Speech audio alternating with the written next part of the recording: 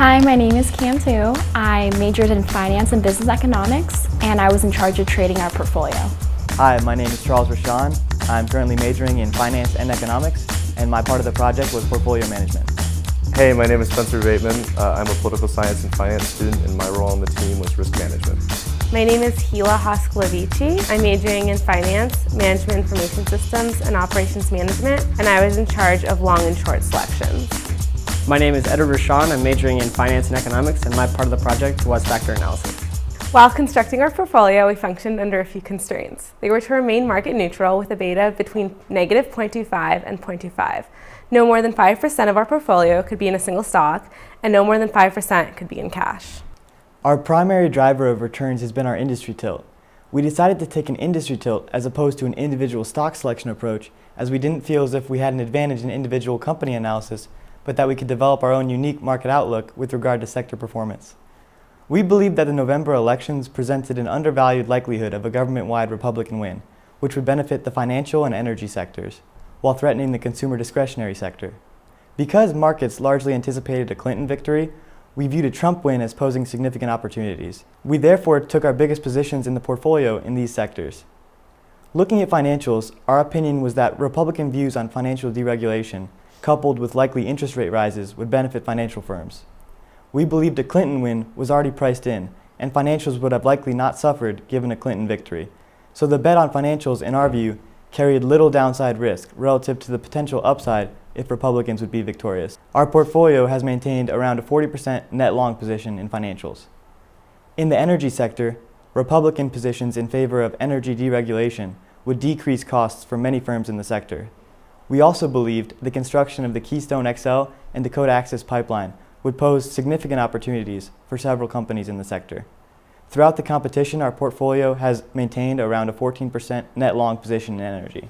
Looking at our short bet in consumer discretionary, the widespread hostility towards trade agreements and Donald Trump's perceived willingness to enact protectionist policies, including tariffs on large trade partners such as Mexico, led us to believe that rising export and import costs would hurt consumer discretionary spending and harm the sector.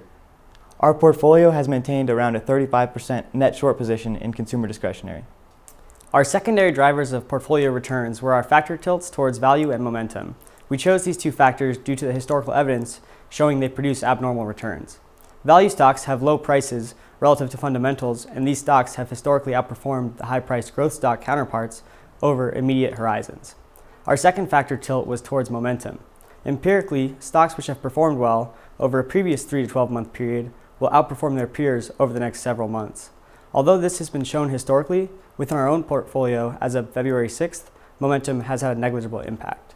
We chose to implement value and momentum concurrently due to research examining the interaction of these strategies. This research shows that the momentum and value characteristics interact such that stocks that are both value and recent winner stocks substantially outperform growth stocks that are also recent poor performers. Implementing these strategies jointly produces gains relative to using the value and momentum factors in isolation. We also considered current market conditions for the value and momentum strategies. Recent research suggests that these style bets perform poorly in highly volatile periods and recessions. Given the current state of the economy and markets, these strategies may be expected to perform relatively well. As Spencer will speak to it later in more detail, we found that industry and factor tilts were collectively responsible for almost all active risk, while market risk was not a driver of return. We sought to take on the majority of our portfolio risk through our industry bets and factor tilts. By following the constraints of a market-neutral portfolio, we minimized market risk while also diversifying firm-specific risk by diversifying across 80 individual stocks.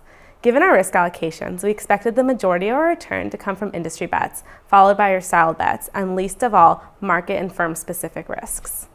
To construct our portfolio, we began by screening the investment universe for stocks in the financial, energy, and consumer discretionary sectors in order to implement our desired industry bets. Within each of these industries, we identified stocks with favorable value and momentum characteristics.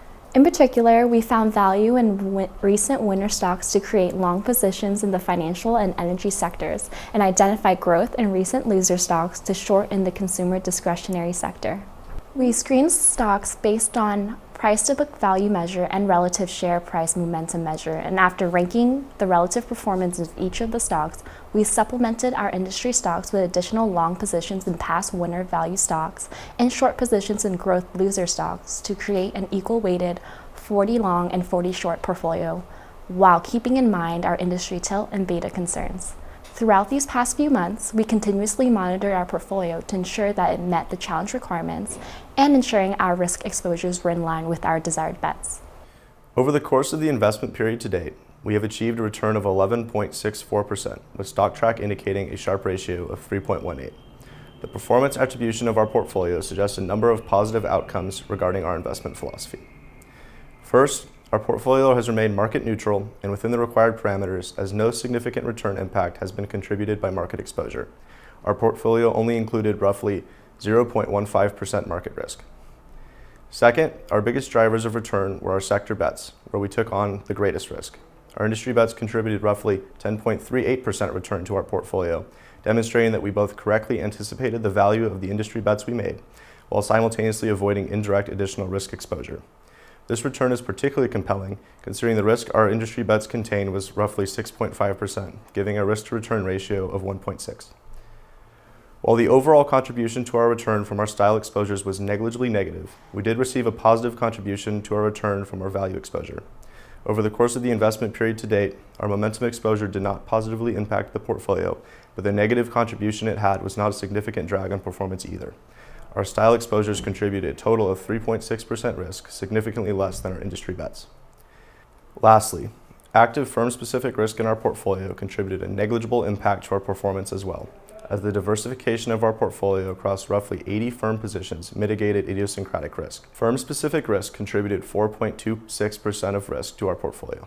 The confluence of these performance attribution factors served to show that our investment strategy was both successfully planned and effectively executed within the confines of the market-neutral portfolio parameters we were given. In conclusion, our team's investment strategy based on industry-specific bets, including a long financials and energy, while short consumer discretionary position, in addition to style exposures to value and momentum, resulted in strong portfolio performance over the investment period. We appreciate the opportunity to participate in this year's CQA challenge. Thank you for your consideration, and don't forget to Bear down!